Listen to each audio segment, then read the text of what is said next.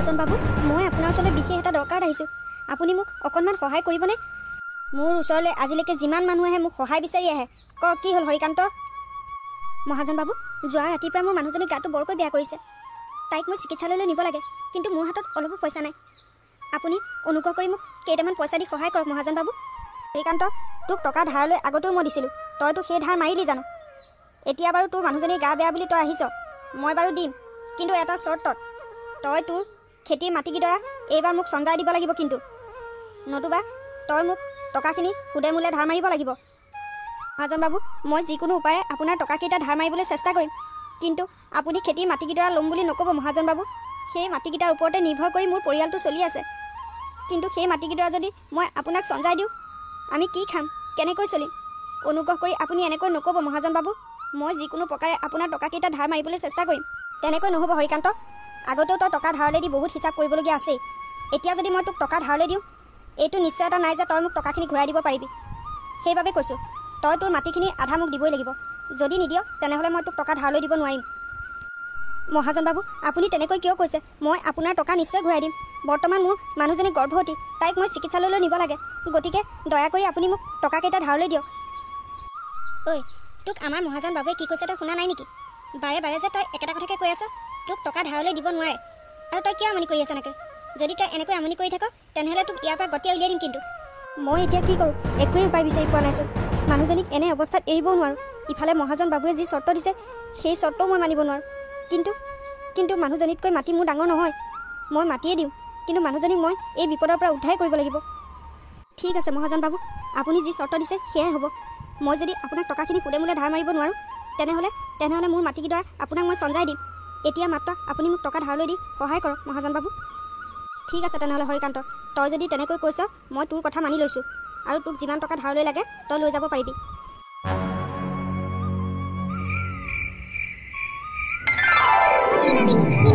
এইফালে বাহিৰলৈ আহকচোন, বাহিৰলৈ আহক। আপোনাক ডাঙৰ খবৰ এটা জনাবলৈ আছে মোৰ। কি হ'লো তৰা, তই এনেকৈ আহিছ যে, ইমান হাঁহি আহিছ যে, কিবা ভাল খবৰ আছে নেকি? নীলিমা পেহী, বৰ ডাঙৰ খবৰ এটা আছে। আমাৰ চম্পা বাইদেউৰ জৰ্জা ল'ৰা দুটা জন্ম হৈছে বোলে। কি তই সঁচাকে কৈছ নে তৰা? চম্পাৰ ল'ৰা দুটা জন্ম হ'ল? হে ভগৱান, জৰ্জা ল'ৰা জন্ম হৈছে। তাই বাৰু বৰ্তমান সুস্থ হৈ আছেনে তৰা? নীলিমা পেহী, বৰ্তমান চম্পা বাইদেউ আৰু তেওঁৰ সন্তান দুটা সুস্থ হৈ আছে, আৰু তেওঁলোক চিকিৎসালয়তে আছে। হওক দে তৰা, মনটো এতিয়াহে ভাল লাগিছে। চম্পাৰ যে এনেকৈ দুটা ল'ৰা জন্ম হ'ল, সঁচাকৈ আমাৰ গাঁৱত এইবাৰ প্ৰথম ঘটিছে এইটো ঘটনা। ৰ'ব নীলিমা পেহী, মই গাঁৱৰ বাকী মানুহখিনিকো খবৰটো দি থৈ আহোঁগৈ। ইমান ধুনীয়া খবৰ এটা গাঁওখনৰ সকলোকে দিম আকৌ, হয়নে নহয়? যা তৰা, তই গাঁৱৰ মানুহখিনিক খবৰ এটা দি থৈ আহগৈ যা। হস্পিটেলৰ পৰা অহাৰ পিছত আমি চম্পাহঁতৰ ঘৰলৈ যাব লাগিব।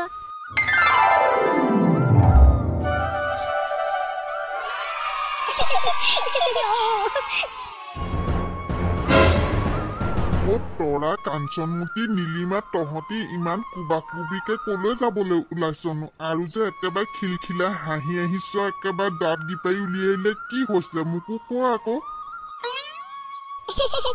বৰদেউতা, আপুনি গমেই নাপায় নেকি? আমাৰ চম্পা বাইদেউ যে যোৱাকালি জৰ্জা ল'ৰা দুটা জন্ম হ'ল। হয় নেকি? কি কবি, যোৱা ৰাতি বৰকে টোপনি ধৰিলে, সোনকালে শুই থাকিলো নহয়। মই এইবিলাক খবৰ একোকে নেপাওঁ, আৰু বোৱাৰীও মোক কোৱা নাই নহয়।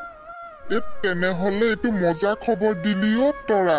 এনেকুৱা খবৰ আগে পিছে শুনা নাই, এইবাৰ প্ৰথম ঘটিছে আমাৰ গাঁৱত।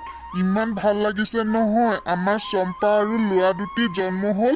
কিমান ধুনীয়া খবৰ, হৰিকান্তৰ বাপেক হ'ল, কিমান ভাল লাগিছে শুনি। আমাৰ চম্পা বাইদেউ ল'ৰা দুটা ইমান ধুনীয়া, আৰু পোনা দুটি যে ইমান মৰম লগা। সঁচাকৈ পাই, আমাৰ পোনা দুটি যে বৰ মৰম লগা দেই। ইহঁত দুটাক ধুনীয়া নাম এটা দিব লাগিব। নীলিমা পেহী, আপুনি ইহঁত দুটাক ধুনীয়া নাম এটা দিয়কচোন। নীলিমা জেঠাই, আপুনিয়ে দিয়কচোন আমাৰ পোনা দুটিক নাম এটা। তহঁতি কৈছ যেতিয়া মই ইহঁত দুটাক ধুনীয়া চাই নাম এটা দিওঁ। ইহঁতক আজিৰে পৰা ৰাম আৰু লক্ষ্মণ বুলিয়ে সকলোৱে চিনি পাব, আৰু ইহঁতি ৰাম লক্ষ্মণৰ দৰে থাকিব। ডাঙৰটোৰ নাম ৰাম আৰু সৰুটোৰ নাম লক্ষ্মণ। ৰাম লক্ষ্মণ, ইমান সুন্দৰ নাম। ৰাম লক্ষ্মণ, ইমান সুন্দৰ নাম।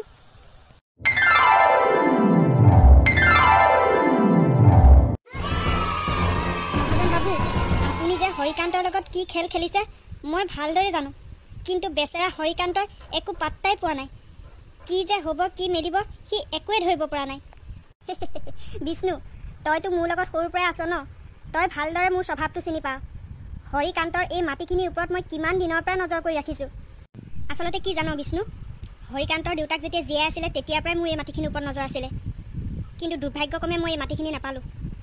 এতিয়া তাৰ দেউতাক মৰি গ'ল, আৰু এতিয়া হৰিকান্তই অকৰা অজলা তাৰ পৰা এই মাটিখিনি ল'বলৈ মোক বেছি সময় নালাগে। সি যে মোৰ ওচৰত ইমান ধাৰ কৰি আছিলে মই বেয়া পোৱা নাছিলোঁ, কাৰণ মোৰ এই মাটিখিনিৰ ওপৰত আগৰে পৰা চকু আছিলে। তাৰ টকা মোক নালাগে, মোক এইখিনি মাটিহে লাগে, এইখিনি মাটি। আৰু এইখিনি মাটি মই মোৰ নিজৰ কৰি ল'মেই দিম, তই চাই থাক বিষ্ণু। আৰু এই মাটিখিনিৰ বিনিময়ত মই যিকোনো কামেই কৰিব পাৰোঁ বিষ্ণু। কিন্তু মহাজন বাবু, এতিয়া হৰকান্তৰ দুটা ল'ৰা জন্ম হ'ল, আৰু ডাঙৰ হৈ যদি সিহঁতি এই মাটিখিনি দিবলৈ অমান্তি হয় তেতিয়া আপুনি কি কৰিব? আৰু সিদিনা হৰিকান্তই আপোনাক টকাখিনি দিবলৈ যাওঁতে আপুনি টকাখিনি নল'লে, সুদে মূলে বিচাৰিলে। কিন্তু সেই সুদে মূলে সি যে দিব নোৱাৰে সেইটো খাটাং। গতিকে ভৱিষ্যতে কি হ'ব মই হ'লে চিন্তিত হৈ আছোঁ মহাজন বাবু। আৰে বিষ্ণু, তই বৰ অকৰা দেই। ভৱিষ্যতে কি হ'ব? এই মাটিখিনি মোৰ হ'ব, আৰু মই ইয়াত এটা ডাঙৰ ফেক্টৰী খুলিম।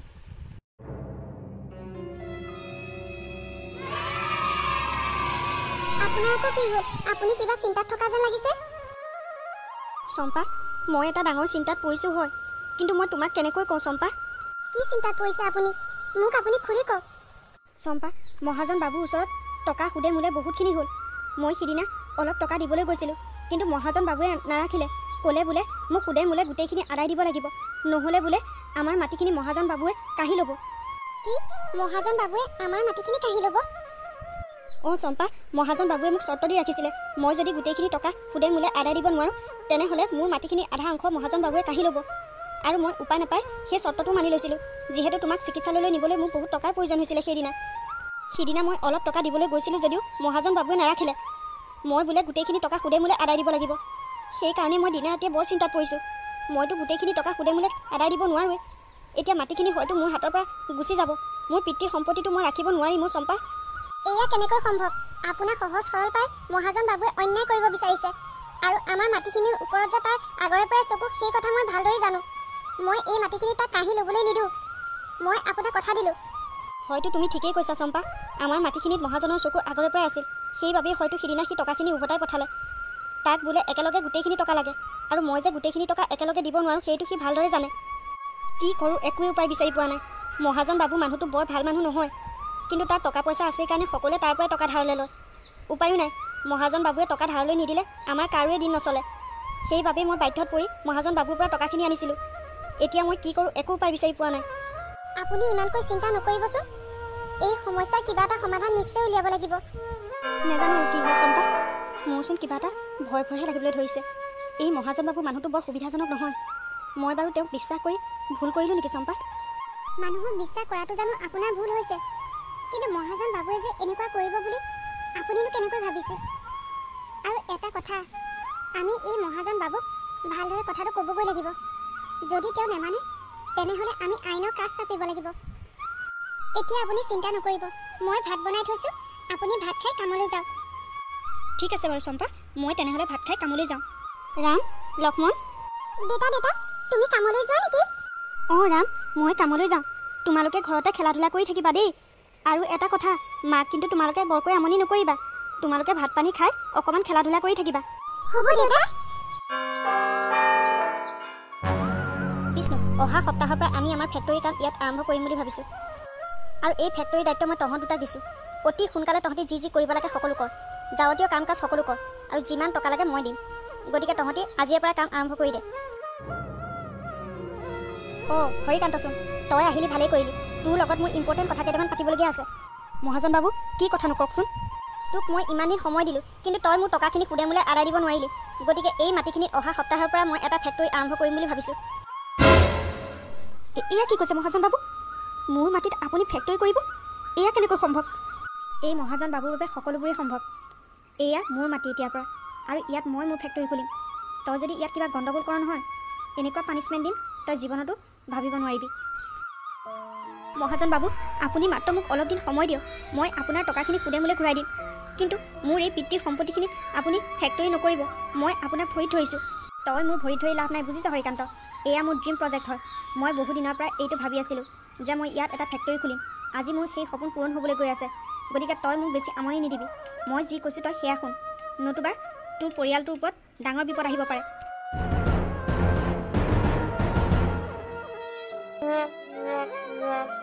মানুহজন এইকেইদিন বৰ চিন্তিত হৈ আছে। কি কৰিম? মহাজন বাবু এজন ক্ষমতাশালী মানুহ, তেওঁৰ লগত জিকিব পৰা শক্তি আমাৰ নাই। কিন্তু আমি আমাৰ পিতৃৰ সম্পত্তিখিনিও তেওঁক এৰি দিব নোৱাৰোঁ। মই কিবা এটা ব্যৱস্থা কৰিব লাগিব। মই এই কথাখিনি গাঁৱৰ সকলোকে ক'ব লাগিব আৰু গাঁৱৰ মানুহৰ পৰা মই সহায় বিচাৰিব লাগিব। আমি বিপদত পৰি মহাজন বাবুৰ ওচৰলৈ যাওঁ, কিন্তু মহাজন বাবুৱে যে আমাৰ সুবিধা বুজি আমাক অন্যায় কৰি আছে, এই কথা মই গাঁৱৰ মানুহখিনিক ক'ব লাগিব, বুজাব লাগিব। এই অন্যায় আৰু আমি কেতিয়াও সহ্য কৰি নাথাকোঁ। আমাৰ সকলো সম্পত্তি এপদ এপদকৈ মহাজন বাবুৱে কাঢ়ি নিবলৈ ধৰিছে। আমি এয়া কেতিয়াও হ'বলৈ নিদিওঁ। ইয়াৰ আগতো মহাজন বাবুৱে গাঁৱৰ বহুত মানুহক অন্যায় কৰি আহিছে। এনেকৈ আৰু সহ্য কৰি থাকিলে মহাজন বাবুৱে আৰু অন্যায় কৰিবলৈ সুবিধা পাব। গতিকে ইয়াৰ বিৰুদ্ধে আমি মাত মাতিবই লাগিব।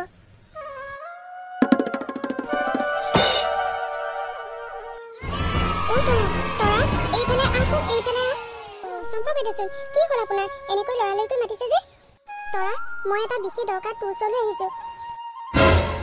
কি হৈছে আপোনাৰ? কিবা বিপদত পৰিছে নেকি আকৌ চম্পা বাইদেউ? তৰা, আমি বৰ ডাঙৰ বিপদ এটাত পৰিছোঁ। সেই বিপদৰ পৰা কেনেকৈ উদ্ধাৰ পাব পাৰোঁ তাকে লৈ তোৰ ওচৰত আলোচনা কৰিবলৈ আহিছোঁ। কি বিপদত পৰিছে আকৌ? কওকচোন কওক। মই কিজানি কিবা এটা সহায় কৰিব পাৰোঁৱেই বা আপোনাক। তৰা, আমাৰ গাঁৱৰ প্ৰায়বিলাক মানুহে মহাজন বাবুৰ পৰা সুদলৈ টকা ধাৰলৈ আনে, আৰু আমিও কেতিয়াবা এনেকৈ বিপদত পৰিলে মহাজন বাবুৰ পৰা টকা ধাৰলৈ লৈছিলোঁ। আৰু সিদিনা মহাজন বাবুৰ পৰা মোক চিকিৎসালয়লৈ নিবলৈও টকা ধাৰলৈ লৈছিলে। কিন্তু মহাজন বাবুৱে টকা দিবলৈ অমান্তি হৈছিল আৰু এটা চৰ্ত ৰাখিছিল যে এইবাৰ টকাখিনি আমি সুদে মূলে এদাই দিব নোৱাৰিলে আমাৰ মাটিখিনি হেনো তেওঁ কাঢ়ি লৈ ল'ব। আৰু তই ভালকৈ জানই তৰা, মানুহজনে কোনোমতে কাম বন কৰি আমাক যেনে তেনে খুৱাই বুৱাই আছে। ইমানখিনি টকা ধাৰ একেলগে পৰিশোধ কৰে কেনেকৈ? আৰু সিদিনা মানুহজনে টকা অলপ পৰিশোধ কৰিবলৈ গৈছিল যদি মহাজনে নাৰাখিলে আৰু উভতাই পঠিয়ালে, ক'লে বোলে আমাৰ মাটিখিনিহে তেওঁক লাগে। এতিয়া মানুহজন বৰ বিমুৰত পৰিছে। আমি কি কৰোঁ? মাটিখিনি তেওঁক চঞ্জাই দিব নোৱাৰোঁ। এনেকৈ মহাজনে আমাক সুবিধা লৈছে। মানুহজন অকৰা অজলা পাই সুবিধা ল'লে জান তৰা। এতিয়া মই এনেকৈ মাটিখিনি পৈতৃক সম্পত্তিটো হেৰুৱাব নিবিচাৰোঁ। গতিকে মোক গাঁৱৰ মানুহখিনিয়ে সহায় কৰিব লাগে। আপুনি ঠিকেই কৈছে চম্পা বাইদেউ, ময়ো চাই আছোঁ। মহাজন বাবুৱে আমাৰ গাঁৱৰ প্ৰায়বিলাক মানুহকে এনেদৰে লুটি পুটি খাইছে। আগতে ৰবিনৰ পৰা এনেকৈ মাটি কাঢ়ি লৈ গৈছিল। আমাৰ গাঁৱৰ মানুহখিনি দুৰ্বলতাৰ সুযোগ লৈ এনেদৰে মহাজন বাবুৱে আমাক ঠগি খাই আহিছে। এইবাৰ আমি এনেকুৱা একো হ'বলৈ নিদিওঁ। আপোনালোকৰ মাটিখিনি মহাজন বাবুক কাঢ়িবলৈ নিদিওঁ।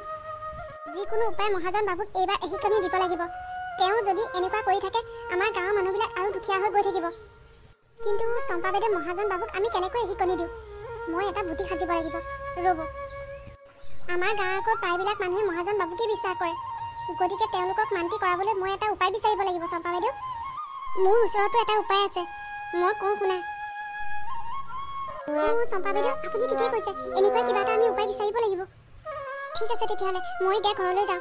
ৰাম আৰু লক্ষ্মণক মই কিবা এটা খাবলৈ দি থৈ আহোঁগৈ, আৰু মই আহি আছোঁ ৰ'বা। মহাজন বাবু, বৰ ডাঙৰ কথা এটা হৈছে। গাঁৱৰ মানুহবিলাক সকলোৱে একগোট হৈ ইয়াত প্ৰতিবাদ কৰিবলৈ আহিছে। মই গাঁৱত শুনিবলৈ পাই আহিছোঁ। আৰু আপুনি যে হৰিকান্তৰ মাটিখিনি ফেক্টৰী খুলিম বুলি কৈছিলে, সেয়া হেনো আমাৰ গাঁৱৰ মানুহবিলাকে হ'বলৈ কেতিয়াও নিদিয়ে। এতিয়া কি হ'ব মহাজন বাবু? এইবিলাক চব হৰিকান্তৰ কাম। তাক মই যেনেকুৱা বুলি ভাবিছিলোঁ আচলতে সি তেনেকুৱা নহয়। এতিয়া গাঁৱৰ ৰাইজ সকলো হৰিকান্তৰ ফালে। আমি অকলে বিপদত পৰিম মহাজন বাবু। আমি ইয়াৰ পৰা পলোৱাই ভাল হ'ব নেকি? আৰে ভয়াটোৰ, কি কৈছ তই? ইমান দিনে মোৰ চামচাগিৰ এনেই কৰি আছিলি, এতিয়া বিপদৰ উপান পাই তই পলাবলৈ আহিছ। এই মহাজন বাবুৱে পলোৱা মানুহ নহয়। মই মোৰ কাম কৰিমেই, লাগিলে গাঁৱৰ ৰাইজে নাহক কিয়। মহাজন বাবু, আমাৰ গাঁৱৰ মানুহখিনিয়ে এটা ডাঙৰ ভুল কৰিলে। তোক বিশ্বাস কৰি তই গাঁৱৰ মানুহখিনিক সহায় কৰাৰ নামত শুহি শুহি খালি। এতিয়াহে আমি গাঁৱৰ মানুহখিনিয়ে উপলব্ধি কৰিব পাৰিছোঁ তই যে এটা মস্ত দালাল হয়। আৰু এনেকৈ গাঁৱৰ মানুহখিনিৰ দুৰ্বলতাৰ তই সুবিধা লৈছ আৰু গাঁৱৰ মানুহখিনিৰ পৰা মাটি বাৰী কাঢ়ি লৈ গৈছ। ইয়াক ইয়াৰ পৰা খেদিব লাগে, খেদিব লাগে। আমাৰ গাঁৱৰ মানুহখিনিৰ সুবিধা লৈছে আৰু আমাৰ গাঁৱৰ মানুহখিনি মাটি বাৰী সকলো কাঢ়ি লৈছে। আমাৰ গাঁৱৰ মানুহখিনিক তোলাং কৰিছে, শুহি শুহি খাইছে। এনেকুৱা এটা দালালুপি তেজপিয়াক আমি ইয়াৰ পৰা খেদিব লাগিব।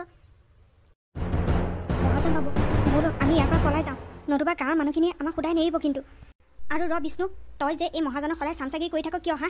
তই গাঁৱৰ মানুহখিনিৰ বিৰোধী হৈ তই যি কাম কৰি আছ ভাল কৰা নাই কিন্তু। তোকো আমি এই গাঁৱৰ পৰা বহিষ্কাৰ কৰিবলৈ বেছি সময় নালাগে। আমি ইমান দিনে অন্ধ হৈ আছিলোঁ।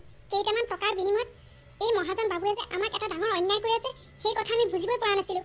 আজি চম্পা বাইদেউ সকলো বুজাই দিলত মই ভালদৰে বুজি পাইছোঁ। ইয়াক যদি আমি ইয়াৰ পৰা খেদিব নোৱাৰোঁ তেনেহ'লে আমাৰ গাঁওখন এদিন সৰ্বনাশ হ'ব। মোৰ টকা ধাৰলৈ লৈ এতিয়া মোক দম দিবলৈ আহিছ। শুন মহাজন বাবু, তোৰ পৰা গাঁৱৰ মানুহে যিমান টকা ধাৰ লৈ লৈছিলে সকলো টকাই সুদে মূলে আমি আদায় দিম 2 দিনৰ ভিতৰত।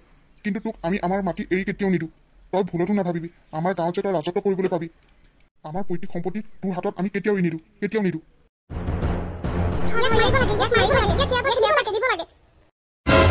ব'ল ব'ল বিষ্ণু, ইয়াৰ পৰা পলাওঁ, নতুবা ইহঁতি আমাক সোধাই নেৰিব। নাই নাই মহাজন বাবু, মই আপোনাৰ লগত আৰু কেতিয়াও নাযাওঁ। বিষ্ণু, তই মোৰ বিৰুদ্ধে কৈছ যে? আৰু ইমান দিনে খুৱাই বুৱাই মই তোক পুহি আছিলোঁ, আৰু আজি তই মোৰ বিৰুদ্ধে ক'ব পৰা হৈ গ'লি। নাই নাই মহাজন বাবু, আজি অত দিনৰ পৰা মই যি কৰি আহিছিলোঁ আপোনাৰ চামচাগিৰি, সেয়া আৰু মই এতিয়াৰ পৰা কেতিয়াও নকৰোঁ। মই বহুত ভুল কৰিছিলোঁ। গাঁৱৰ বিৰুদ্ধে গৈ মই আপোনাৰ লগ দিছিলোঁ। আপুনি যে গাঁৱৰ মানুহবিলাকৰ ওপৰত অন্যায় কৰি আছিলে সেই কথা জানিও মই আপোনাৰ লগত লগ দিছিলোঁ। কিন্তু মই এতিয়াহে বুজি পাইছোঁ যে মই কিমান ডাঙৰ ভুল কৰিছিলোঁ। গাঁৱৰ মানুহৰ বিৰুদ্ধে গৈ মই একো কামেই এতিয়াৰ পৰা নকৰোঁ। কেইটামান টকাৰ লোভত পৰি তোৰ লগ বহুত দিলোঁ, তোৰ লগত বেয়া কাম কৰিছিলোঁ। এতিয়া বুজি পাইছোঁ, এতিয়া আৰু সেই কাম মই কেতিয়াও নকৰোঁ।